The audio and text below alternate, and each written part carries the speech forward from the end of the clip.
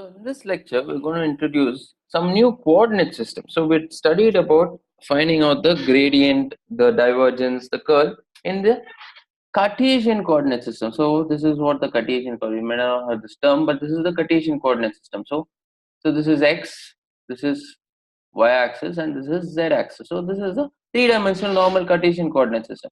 So let's say talk about introducing some new coordinate system. So some problems would be convenient to solve in, so problem has spherical symmetry, it will be convenient to solve it in a spherical coordinate system where we have one uh, variable as the radius. Okay, one variable as the radius r. Okay, let's say this is r, and one variable as the polar angle. Okay, and one variable as the polar angle. Okay, one variable as the polar angle. So this will be,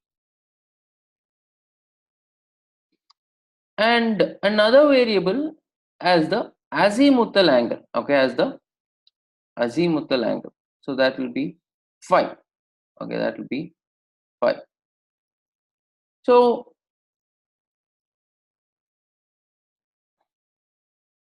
so we'll have three variables. We had x, y, and z. Here we have three variables, r, theta, and the azimuthal angle. Okay, the azimuthal angle.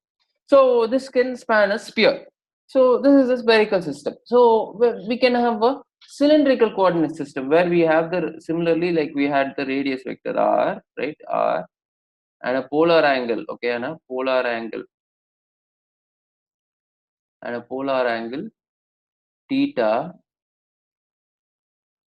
polar angle theta, and a axial coordinate z. Okay, so this is just comes from the axial coordinate z. This all comes from the shape of a cylinder.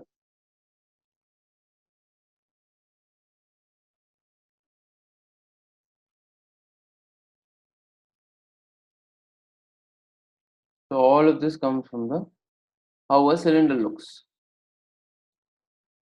So so we can have a cylindrical coordinate system. So how to calculate what we had calculated, the gradient, the divergence, the curl in these coordinate systems. So we'll have to first introduce uh, a few basic concepts. Okay, before we get into this is called curvilinear coordinates. So we had these new coordinates are called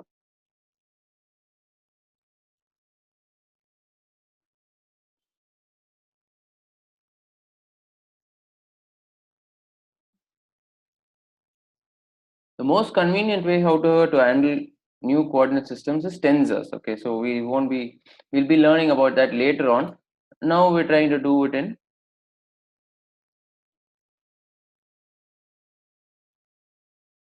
now we're trying to do it here. So we have what is, and first write the position vector in the Cartesian coordinate system.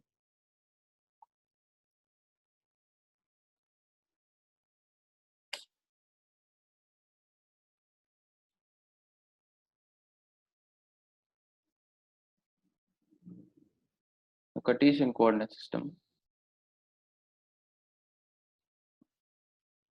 we have the position vector, right? With the position vector, you have studied the radius vector is nothing but x I hat, y j hat, and z k hat.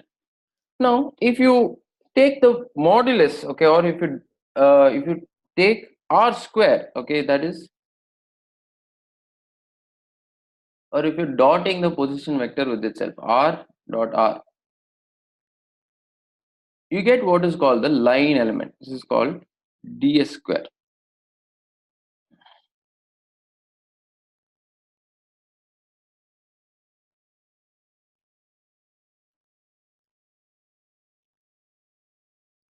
Okay, one minute.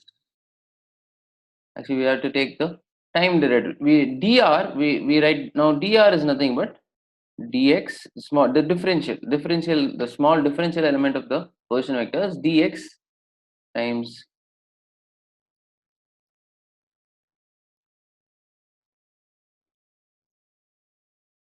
dz k. Now this is the differential element. Now if you dot dr with dr, you get what is known as the line element of a you get what is known as the line element. So dx square. This quantity is in the Cartesian coordinate system. It is nothing but dx square. You're just dotting these two things. So when you dot I with I dot I becomes 1. So what is remaining will be dx square. So similarly for the other terms, dy square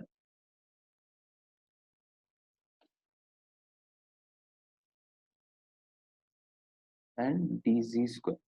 So this is the line element. So what happens in the case of, say, so this is in the case of Cartesian coordinate system. But what will happen for the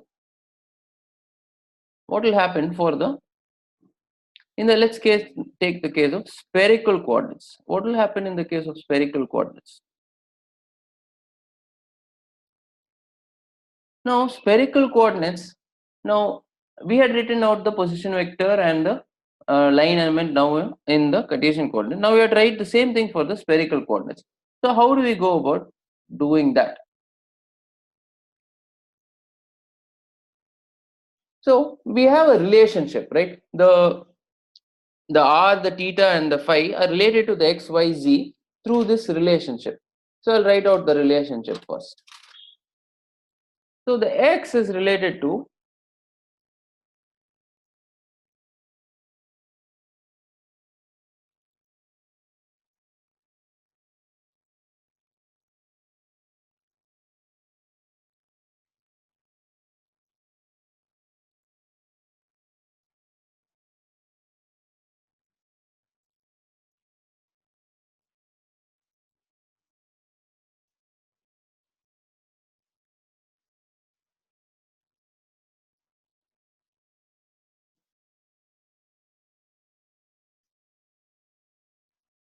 so this is the relationship. So if you want to now find out the radius vector, what you have to do, just in the place of x here, you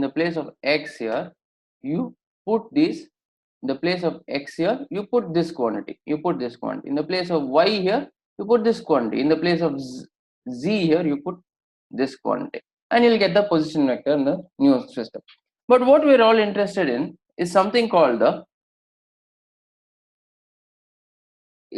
something called the line element. So this element is what we're interested in now. So this line element now in the new system can be found out, and it will have some scaling factor. So the from this coordinate to this coordinate, when you go, the coordinate has to be squished or expanded by some amount that is given by the scaling factor. The scaling factor is called h1 for the x coordinate. Okay, so in the new element uh, we have dr square, right? We have dr square, and we have plus h2 d theta square plus h3 d phi square. So these h1, h2, h3 are scaling factors because the new coordinate dr is not the same as dx. It is squished or expanded by some amount. That is given by the scaling factor. You can think about it in terms of that. We have to find out what that is. So you substitute that here, these relationships here, and go about doing that. You'll find out what these h1, h2, and h3 are. So now, why I'm saying this is the formulas for the gradient, okay, and the gradient, the divergence, and the curl are all written in terms of these scaling factors. These are called h1, h2, h3. These are called scaling factors. So I'm just introducing the concept of scaling factors because I'm going to give you the general formula now. Okay, for uh, in the case of gradient, divergence, and curl, any coordinate system in terms of a general formula. Okay, whatever the scaling factors may be, we'll write out the general formula. And these unit vectors, right? These unit vectors we denote as E. Okay, so let me write it here, or let me go to another page. So the unit vectors are generally called now in this new formula, are called E1, E2, E3. Now this E1 in the case of Cartesian coordinate is nothing but I, right? And in the case of spherical coordinate is nothing but r hat, okay, the radius vector. And in the case of polar cylindrical coordinates also, it's called r hat, right? It's called r hat. And E2 will be, in Cartesian coordinate, will be j, and in the case of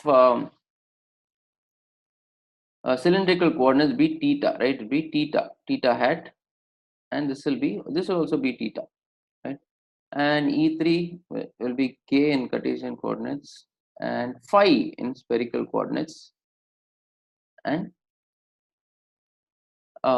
z, the polar axis, right, in cylindrical coordinates. So the unit vectors. So we have the three unit vectors. So now I'm ready to give you the formula. Okay, so for the gradient, the general formula is 1 by h1 d phi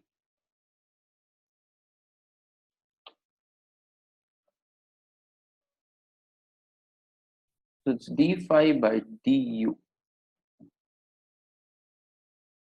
So I haven't introduced this. What is this du? I'll just tell you that now. 1 by h2 d phi by dv. So what are these quantities d, u and v? So these u and v are nothing but these. I'll write out this formula in the next one.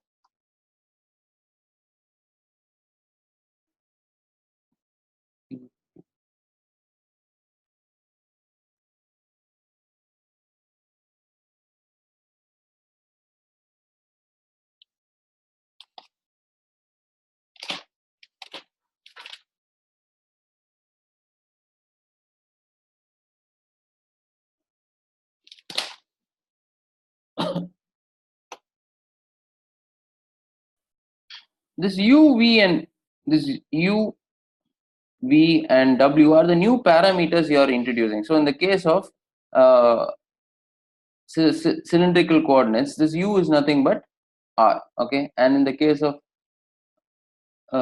yeah, so v is theta, this is for cylindrical coordinates, and w is phi. And in the case of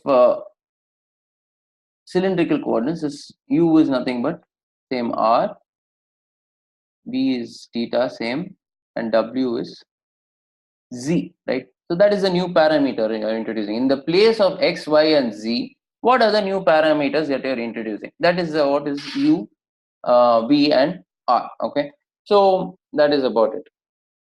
So you can understand this formula. This phi is nothing but this whatever function you are operating the gradient on. Now this gradient is nothing but this h1, the scaling factor which you have spoken about, d phi by du. These parameters, new parameters you are introducing, and E1 is the unit vector. So similarly for the other components. So I'll write out the formula for divergence now. So for divergence, the formula is del of f. So f is the function 1 by h1 h2 h3. Okay, this is all the scaling factors. Du times f1 h2 h3, where f1 is the first component or the x component of the. So f can be written out in as f is f1, right, some vector, right, f2 some. So it's generally the first component. So this vector also has to be converted to, you have to convert to the new coordinate system, and then only you have to do this operation. So this f1 just denotes the first component.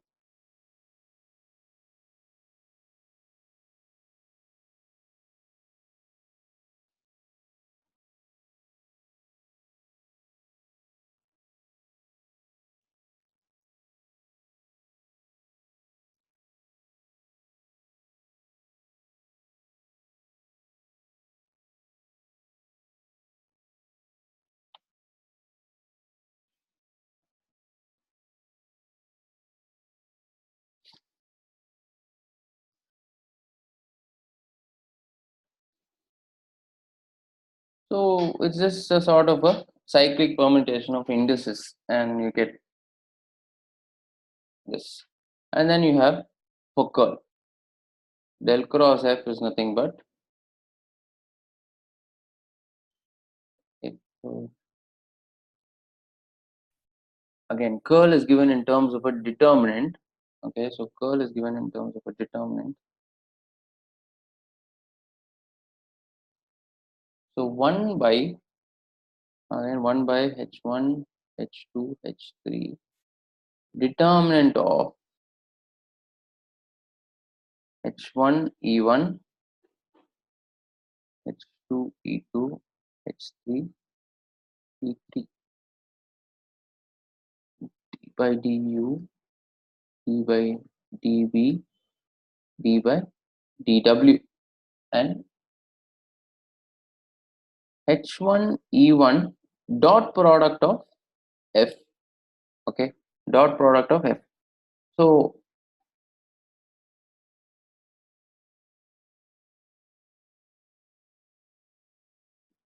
and then we have h2 e2 dot product of f, h3 e3 dot product of f. So this dot product will just be h1 f1. Okay, this dot product will really just be h1 f1.